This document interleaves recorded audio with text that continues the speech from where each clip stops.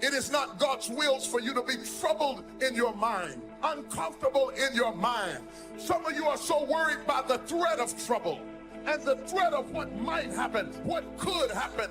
This is a season to get rid of all things, people, and situations that are bringing drama and dysfunction into your life.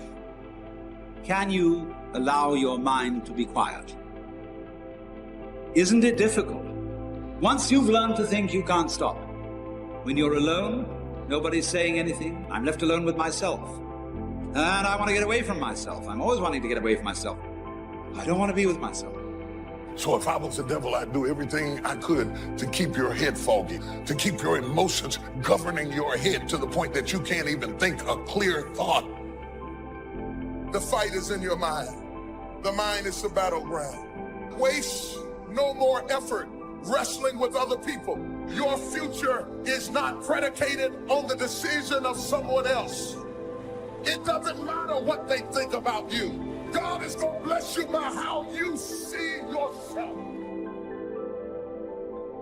One of the most obvious instances is the phenomenon of worry. The doctor tells you that you have to have an operation, but you can't stop worrying.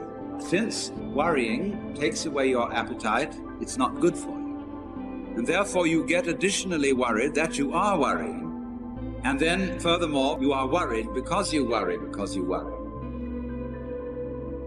That is a vicious circle. If you allow those thoughts to dwell in your mind, it will succeed at robbing you of your peace just because you thought yourself into a nervous breakdown. You thought yourself into defeatism. I want y'all to understand something. If I already know what you're going to do to my day, why would I allow you to be included in my day? If you don't know who you are without them, then if they leave, you'll be lost. Your identity was caught up in who they made you to be. You don't need people to tell you who you are. You're not talented. You don't have a good personality. Let that go in one ear and out the other. What they say or do doesn't make you any less a masterpiece. Well, why do you want to run away from yourself? What's so bad about it? Because you are addicted to thoughts. Compulsive thinking, going on and on and on and on and on. And you really have to stop it if you want to be sane. Well, how do you do that? Because if I think all the time, I won't have anything to think about except thoughts. There are times when you simply must stop thinking. The first rule is don't try to. You will be like someone trying to make rough water smooth with a flat iron. In the same way as a turbulent pool quiets itself when left alone, you have to know how to leave your mind alone. It will quiet itself.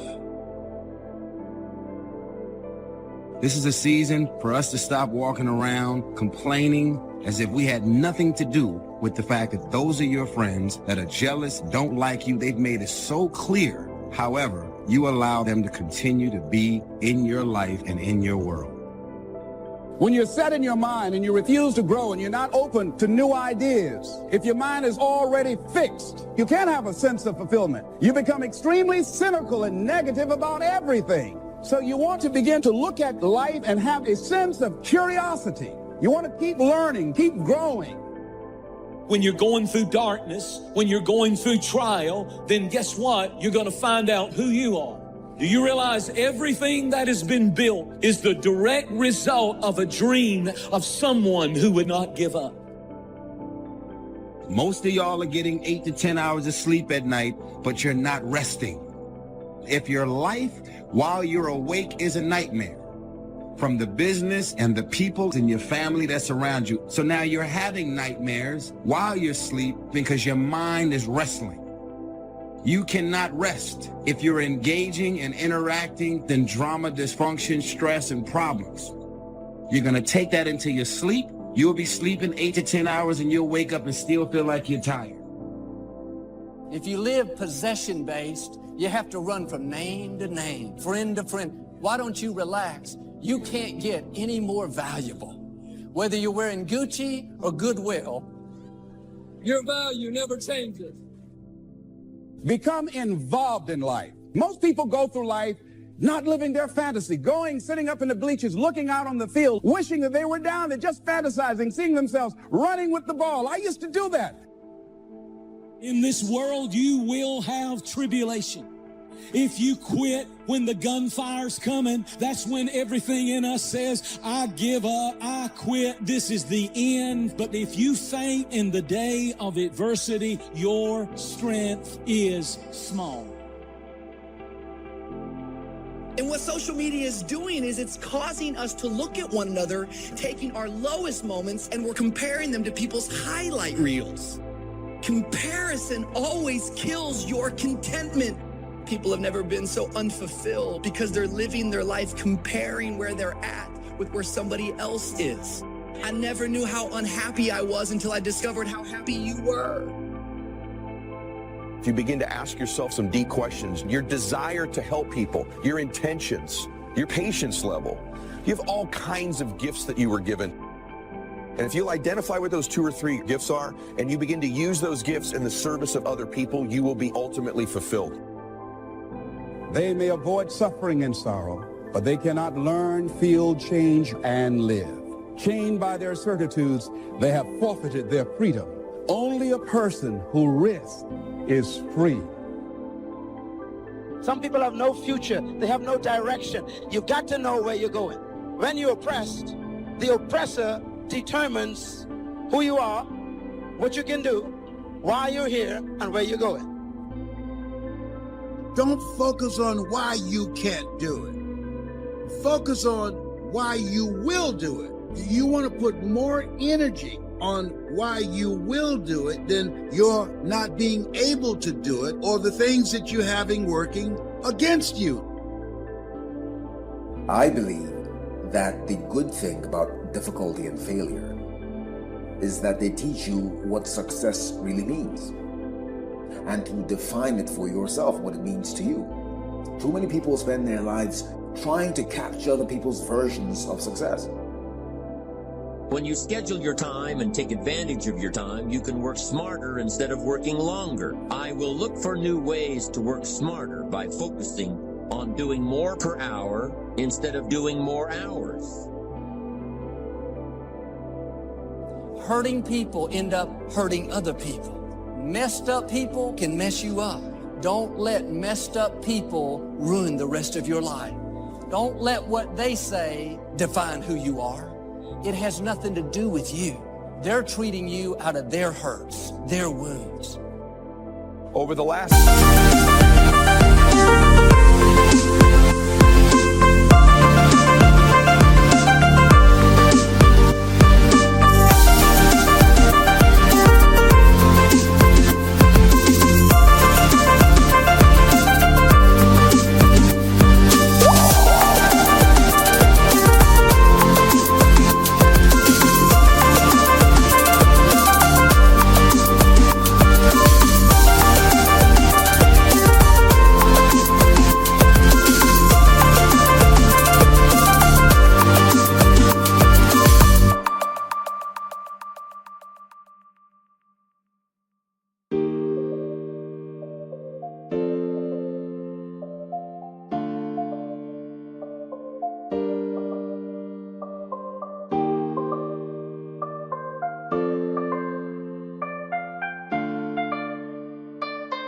Day, week, and year. What are the majority of the emotions you experience? Do you experience the emotions of joy, fulfillment, contribution, passion, certainty, faith? Or are you experiencing more regularly the emotions of fear, anxiety, stress? Take an inventory of those emotions. If you have more of passion, more of strength, more of peace, compared to having anxiety, the caliber of your life is higher with the people that have those emotions. Storms come no matter how strong they are, and storms go. Nothing lasts forever. I've never seen one storm that has lasted a lifetime. So how I'm feeling, I know that it will change. All right? And you feel a certain type of way, go move. Okay, nothing lasts forever. The only difference between the haves and the have-nots are their habits. Most people won't take the time to put in the effort. Habits are too light to be felt until they're too heavy to be broken. Don't start your week until you have it finished. Don't start your week until you have it planned. Just imagine what life would be like if you took time out of every Sunday to plan your week. If you plan your week before you start it, you'll know exactly what you want to do. The people closest to you may not acknowledge your gifts. Quit feeling inferior because somebody close to you is not celebrating you. People may leave you out, but God doesn't leave you out. Quit trying to make people be for you that are never going to be for you. If you needed their approval, you would get it. If you're not getting it, that means you don't need it to become who you were created to be. Because if you always stop at your limit, you're never going to create new limits. A lot of people don't expand their boundaries of greatness because they always stop when the struggle hits. So construct your day with being uncomfortable. You have to be comfortable with being uncomfortable. Like, it's to a point now that it's crazy. I'm more uncomfortable when I'm comfortable, and I'm more comfortable when I'm uncomfortable. No matter who the person is or what he does, men and women in sales, business executives, wherever you find a person doing an outstanding job and getting outstanding results, you will find a person with the right kind of attitude. They have a healthy attitude toward themselves and, as a result, toward life and the things they want to accomplish. They achieve some remarkable things, and they come to be called successful, outstanding, brilliant, and a lot of other things. 88% of what's going on in any given moment you're not paying attention to. That which we tend to pay attention to is aligned with what we believe, and so that's all we get. If you want more wealth, if you want deeper relationships, if you want to have more fun, you want to achieve your full potential and really make an impact, then what's really important is to get clear on what that could look like for you. So forget what can't be changed and focus on the future. You got to let it go. Until you learn to do this, you're going to be unhappy much of your life, because you hold on to the habits and the hang-ups, and you hold on to the grief and the guilt, and that causes so much unhappiness in your life. Your mind can hold only one thought at a time, and since there's nothing at all to be gained by being negative, be positive. It is our attitude toward life which determines life's attitude toward us. It is our attitude at the beginning of a task which, more than anything else, will affect its successful outcome. You have to work with your game plan in order for it to best work for you. Know the best time for you to accomplish a certain type of task. You have to maintain the discipline of working your plan until...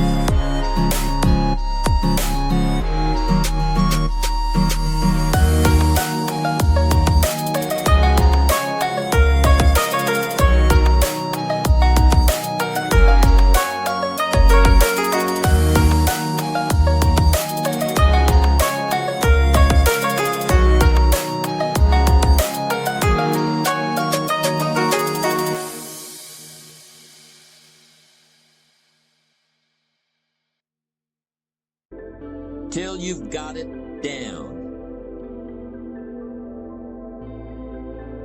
Grieving is a biological process. It's the absence, a void of something in your life. In grief, sooner or later, you got to come to a greater understanding about death, a greater understanding so that you can adapt to those conditions. Every time I sit with someone and they start complaining about their life, you know what I say to them? You only complain about your life when it's not working. The emotion that you're feeling right now is keeping you connected to the past. You never do this when your life is working. It is impossible to succeed without others, and it is our attitude toward others which will determine their attitude toward us. The deepest craving of human beings is to be needed, to feel important, to be appreciated. Give it to them, and they'll return it to you. The higher you go in any organization of value, the better will be the attitudes you'll find.